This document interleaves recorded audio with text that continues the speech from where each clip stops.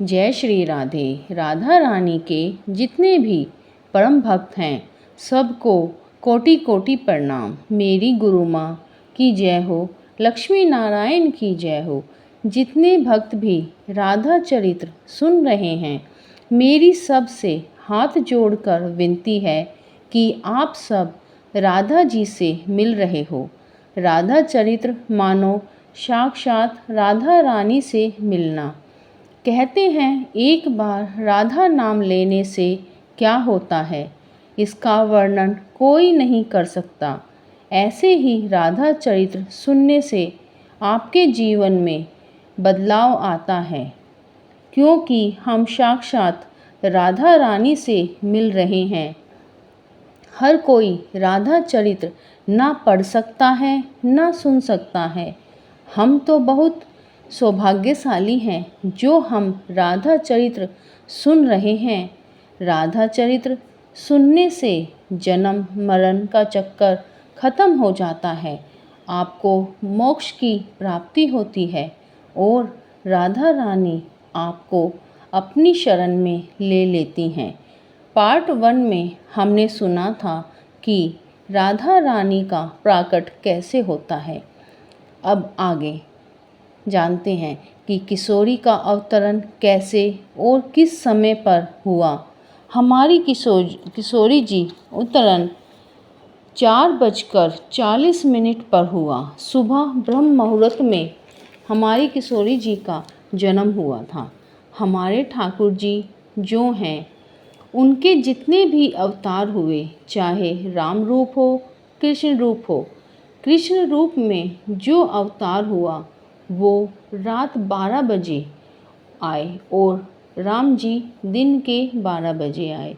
लेकिन किशोरी जी का जन्म ब्रह्म मुहूर्त में हुआ, जो कि कृष्ण और राम जी का अवतार राक्षसों का वध करने के लिए हुआ था। ठाकुर जी रात को इसलिए आए, माना जाता है काली रात में इसीलिए आए, काली तांत्रिक क्रियाएं होती थी। उस अंधकार को दूर करने के लिए हमारे ठाकुर जी रात को आए। ये भी एक प्रेरणा मानी जाती है। किशोरी जी का जन्म ब्रह्म मुहूर्त में होने का भाव क्या है, क्योंकि सारे मंगल कार्य ब्रह्म मुहूर्त में होते हैं। सूर्य उदय भी ब्रह्म मुहूर्त में होता है। धीरे धीरे अंधेरा दूर होता है, प्रकाश फैलता है, एक नए जीवन की शुरुआत होती है। सुबह उठकर सब अपने भगवान को, जिसे जो प्रिय उनका ध्यान करते हैं, उससे उनके हृदय में प्रेम का वर्धन होता है। एक नए जीवन की शुरुआत ब्रह्म मुहूर्त से शुरू होती है। हमारी किशोरी जी के आने पर प्रेम का वर्धन हुआ। किशोरी जी को देखकर प्रेम प्रकट होता है। किशोरी जी का जन्म होता है तो बहुत ही अद्भुत घटना होती है।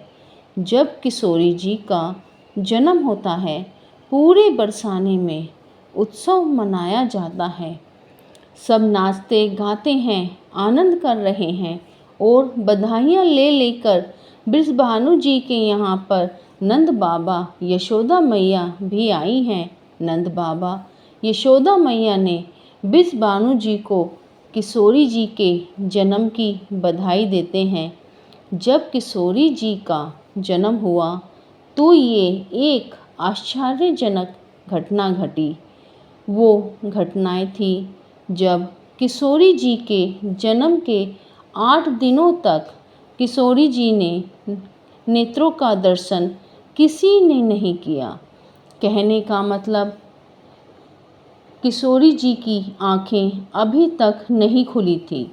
पूरे 8 दिन हो चुके थे। बृषभानु जी और कीर्ति जी यह सोच रहे थे कि किशोरी जी नेत्र क्यों नहीं खोल रही। बस इसी बात को लेकर बृषभानु जी कीर्ति जी दोनों बहुत दुखी थे कि हमारी लाली भयो है, मगर इसके नेत्र नहीं खुल रहे।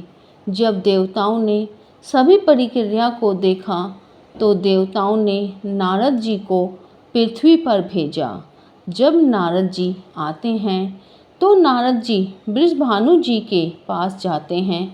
वृषभानु जी के मन की बात उन्हें पहले से ही पता थी, मगर वो ऐसा दिखाते हैं कि उन्हें कुछ नहीं मालूम। तो वृषभानु जी नारद जी को सारी बात बताते हैं कि हमारे यहाँ एक लाली भयो है, बड़ी ही सुंदर, कोमल, सुशील है। हमारी लाली के साथ एक ही दिक्कत है, जो हमारी लाली है वो नेत्र नहीं खोल रही। बड़ी ही दिक्कत वाली बात है। नारद जी कहते हैं, कोई नहीं, आप हमें दिखाओ, देखते हैं, हम अपनी क्रिया करके देखते हैं वो ठीक हो जाएंगी। ऐसा बोलते हैं। नारद जी जैसे ही किशोरी जी के भवन में जाते हैं तो नारद जी को भीनी भीनी खुशबू आती है। एक अलग ही खुशबू थी। नारद जी अंदर जाते हैं तो नारद जी जैसे ही अंदर जाते हैं तो देखते हैं एक सोने का पलना दिखाई दिया। तो आगे जाते हैं। नारद जी ने जैसे ही पालने में देखा, कमल कली को वृषभानु लली को रंग कैसा रंग किशोरी जी का जैसे कोमल कली होती है, कमल की गुलाबी गुलाबी सी ऐसा छोटी सी किशोरी जी का रंग था। जैसे ही नारद जी किशोरी जी का यह रूप देखकर नारद जी आनंदित हो जाते हैं। वो किशोरी जी को प्रणाम करते हैं। वृषभानु जी बोले, यह हमारी लली है, लेकिन यह नेत्र नहीं खोल रही।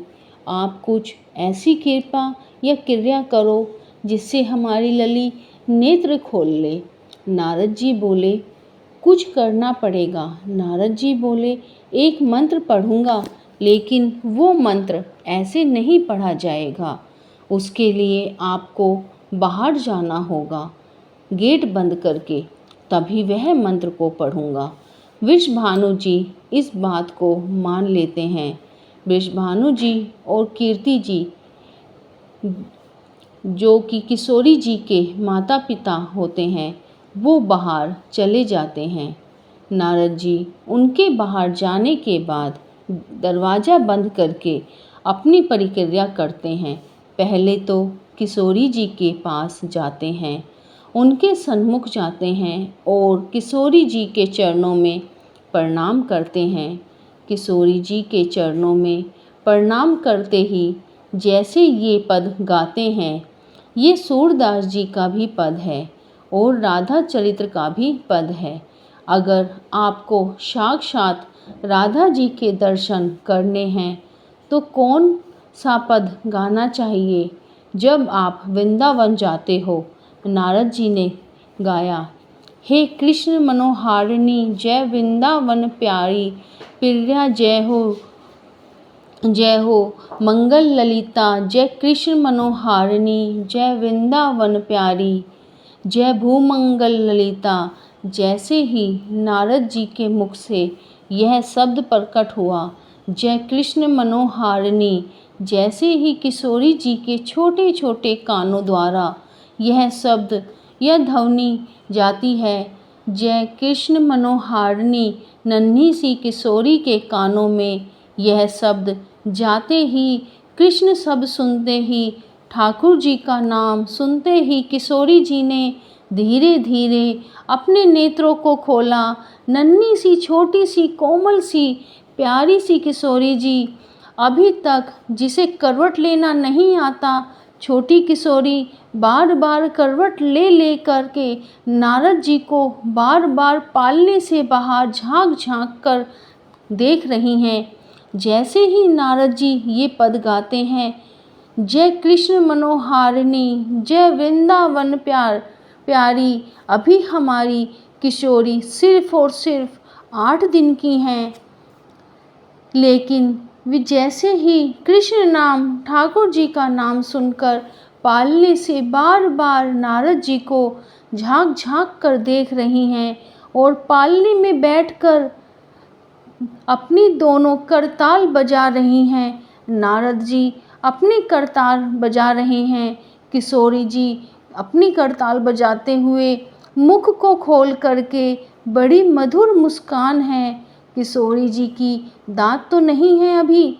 नारद जी भी उनको इतना प्रसन्न देख करके अपना वीणा उठाया और किशोरी जी के चारों तरफ जय कृष्ण मनोहारिणी वृंदावन प्रिय यह श्लोक गाते हुए किशोरी जी का जो पालना है उसके चारों तरफ नारद जी चक्कर लगा रहे हैं और वीणा लेकर के यही गा रहे हैं, जय कृष्ण मनोहारिणी वृंदावन प्रिया, जय कृष्ण मनोहारिणी वृंदावन प्रिया।